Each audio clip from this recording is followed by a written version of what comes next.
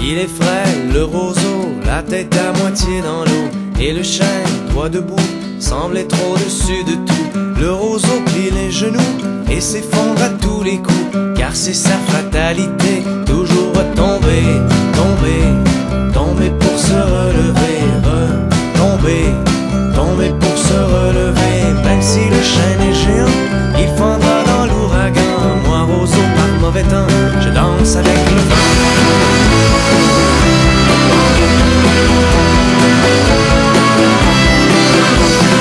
Le chêne est un grand sage qui ne craint pas les orages. Il sait que l'ouragan ne se pointe pas souvent, et il regarde de haut son pauvre ami le roseau qui se bat d'arrache-pied pour se relever.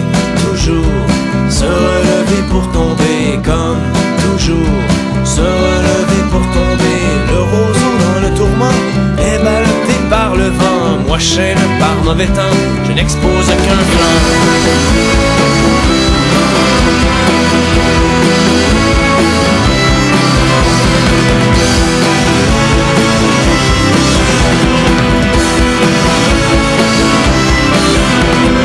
Il n'y a pas de morale à cette histoire banale, que des individus et différents points de vue. Pour se consoler un brin, on rabaisse le voisin.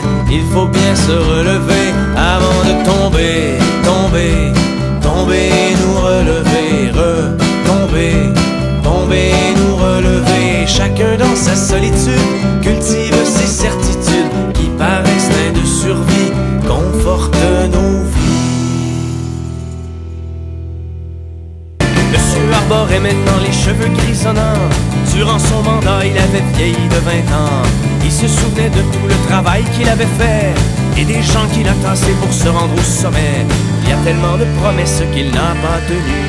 Il a si bien menti que parfois même il s'est cru. Seul dans son bureau, il méditait sur le pouvoir, lui qui aurait aimé changer le cours de l'histoire. Mais les décisions ont souvent le sourd des dollars. On est toujours le pantin de quelqu'un quelque part. En soirée, il doit se rendre pour lire une adresse à un puissant ami de la chambre de commerce. Quand monsieur met son veston, il met sa carapace, le poineau et la cravate, tout est beau en surface. Sous les projecteurs, il sourira plein dedans.